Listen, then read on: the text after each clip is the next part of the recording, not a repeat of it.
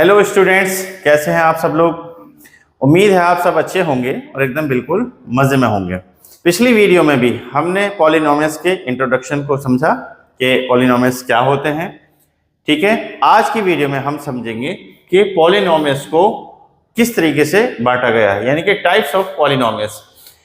अब पॉलिनोमियल्स को दो टाइप से बांटा गया है। नंबर पहला है यानी कि नंबर 1 है on the basis of number of term, यानी कि जिस पॉलिनोमियल में जितने टर्म होंगे उसको वही नाम दिया जाएगा।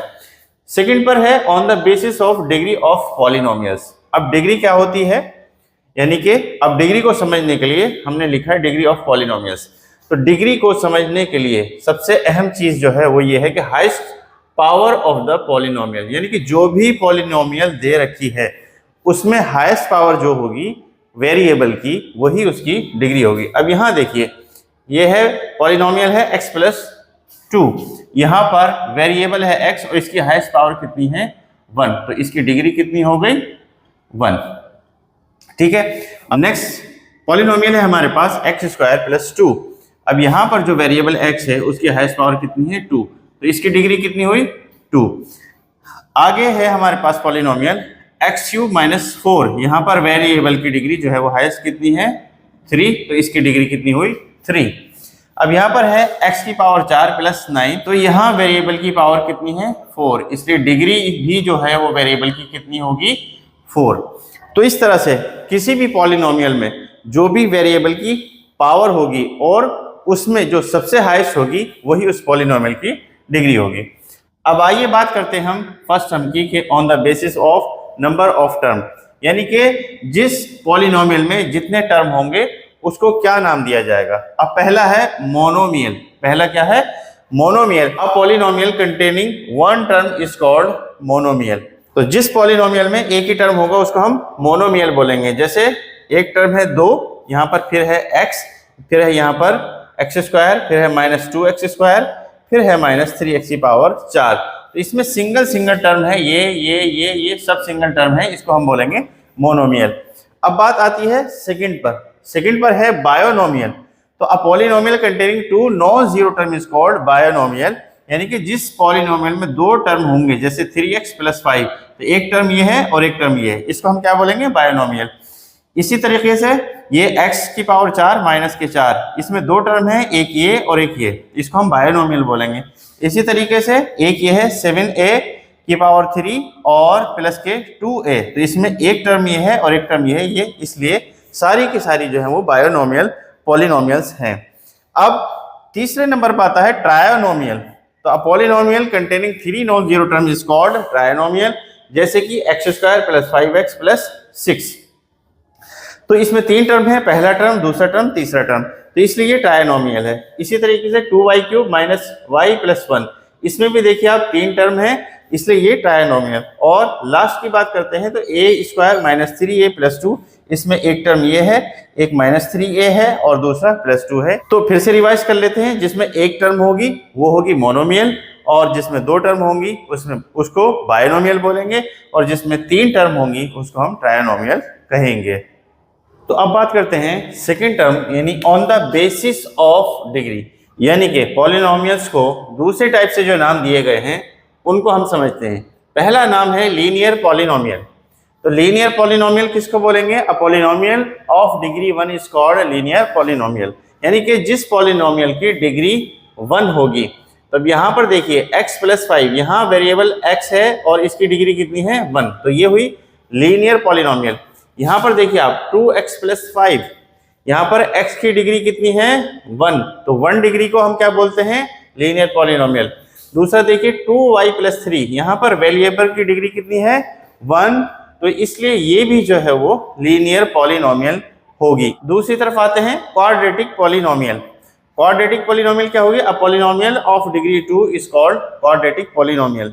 अब देखिए यहाँ पर एक पॉलिनोमियल है हमारे पास x square plus x plus 3, यहाँ पर डिग्री 1 है और यहाँ पर डिग्री 2 है, तो इसलिए इसकी जो डिग्री होगी वो 2 होगी, तो इसको हम बोलेंगे क्वाड्रेटिक पॉलिनोमियल। दूसरा यहाँ पर देखिए क्या है minus 2x square plus x minus 7। अब यहाँ पर जो x है इस वेरिएबल की डिग्री कितनी है 1, और यहाँ पर जो x है इसकी कितनी है 2, तो ये यहाँ पर इसकी डिग्री 2 होगी, तो जिसकी डिग्री 2 होगी उसको हम क्या बोलेंगे, क्वाड्रेटिक पॉलिनोमियल। अब तीसरी बात करते हैं, तीसरे नंबर पर आते हैं क्यूबिक पॉलिनोमियल। अब क्यूबिक पॉलिनोमियल क्या होगी, a polynomial of degree 3 is called cubic polynomial, यानी कि जिस पॉलिनोमियल की डिग्री 3 होगी उसको हम क्यूबिक पॉलिनोमियल बोलेंगे। जैसे ये हमारे पास पॉलिनोमियल है x³ + 2x² + x। अब यहाँ पर हाईएस्ट डिग्री जो है वो कितनी है, यानी कि हाईएस्ट पावर कितनी है, 3, इसलिए इसकी डिग्री भी 3 होगी, और जिस पॉलिनोमियल की डिग्री 3 होगी उसको हम क्यूबिक पॉलिनोमियल बोलेंगे। अब एक पॉलिनोमियल ये है, इसमें देखिए आप y³ + 2y² + y - 2। अब यहाँ पर 1 डिग्री, यहाँ पर 2 डिग्री, यहाँ पर 3 डिग्री, तो जिस पॉलिनोमियल की 3 डिग्री होगी उसको हम क्या बोलेंगे, क्यूबिक पॉलिनोमियल। अब लास्ट वाले पे आते हैं, by quadratic polynomial. A polynomial of degree 4 is called by quadratic polynomial, यानी कि जिस पॉलिनोमियल की डिग्री 4 होगी उसको हम क्या बोलेंगे, बाई क्वाड्रेटिक पॉलिनोमियल। अब यहाँ पर देखिए x की पावर 4, 3x की पावर 3, -2x की पावर 2 और x की पावर 1, यानी कि 1 2 3 4। तो हाईएस्ट डिग्री इसकी 4 है, इसलिए इसको क्या बोलेंगे, बाई क्वाड्रेटिक पॉलिनोमियल। अब यहाँ पर ले लीजिए, यहाँ पर y की पावर 4 -2y की पावर 3 + 7y की पावर 2 + y, यानी यहाँ पर डिग्री 1, यहाँ पर 2, यहाँ पर 3, यहाँ पर 4। तो इसकी डिग्री 4 है, और जिस पॉलिनोमियल की डिग्री 4 हो उसको हम बाई क्वाड्रेटिक पॉलिनोमियल्स कहेंगे। अब बात करते हैं कांस्टेंट पॉलिनोमियल। अब कांस्टेंट पॉलिनोमियल क्या होता है, अ polynomial containing one term consisting of non zero constant is called a constant polynomial. ठीक है, अब जैसे ये कांस्टेंट है, ठीक, अब ये कांस्टेंट है 2, 4, -2 और 4/5। अब आप कहेंगे कि ये पॉलिनोमियल कैसे हो जाएगा, क्योंकि पॉलिनोमियल में तो एक वेरिएबल होना चाहिए। तो देखिए, हम अगर 2 है इसके साथ x लिख दें और इसकी पावर जो है वो 0 कर दें, तो क्या ये कांस्टेंट पॉलिनोमियल हो जाएगा? बिल्कुल हो जाएगा। क्यों? क्योंकि x की पावर 0 का मतलब 1, यानी कि 2 × 1 = 2। अब ऐसे ही -5 है, इसके साथ हम x की पावर जो है वो 0 रख दें, तो ये एक कांस्टेंट पॉलिनोमियल हो जाएगा, क्योंकि जो आंसर आएगा या रिजल्ट आएगा वो क्या आएगा, -5। ऐसे ही कोई नंबर 4/5 है, इसको हम अगर x की पावर 0 से मल्टीप्लाई कर दें तो ये कांस्टेंट पॉलिनोमियल हो जाएगा, जिसका आंसर रहेगा 4/5। तो इस तरीके से ये एक कांस्टेंट पॉलिनोमियल कहलाएगी। अब याद रखना है कि कांस्टेंट पॉलिनोमियल की डिग्री हमेशा 0 होगी। क्या होगी? हमेशा डिग्री 0 होगी, बस ये याद रखना है। लेकिन ये कांस्टेंट पॉलिनोमियल हो जाएगी, तो कांस्टेंट पॉलिनोमियल की डिग्री हमेशा 0 रहेगी। अब उसके बाद आया कि कांस्टेंट पॉलिनोमियल, अब जीरो पॉलिनोमियल। अब कांस्टेंट और जीरो पॉलिनोमियल में क्या डिफरेंस है? अब पढ़ते हैं हम। A polynomial consisting of one term namely 0 is called zero polynomial. अब ठीक है, हमने 0 रखा, अब ये जो है कांस्टेंट है, लेकिन इसके साथ अगर हम x की पावर 1 यानी कि 1 डिग्री की मल्टीप्लाई भी कर दें तो आंसर क्या आना है? 0। ऐसे ही 0 के साथ अगर वेरिएबल की 4 पावर है उसकी भी हम मल्टीप्लाई करेंगे तो ये क्या आ जाएगा? 0।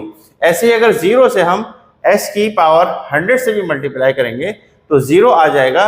तो ये इस तरह की पॉलिनोमियल, जैसे 0 × x, 0 × x4 या 0 × x की पावर 100 क्या कहलाएगा? जीरो पॉलिनोमियल कहलाएगा। और जीरो पॉलिनोमियल की डिग्री हमेशा नॉट डिफाइंड रहेगी।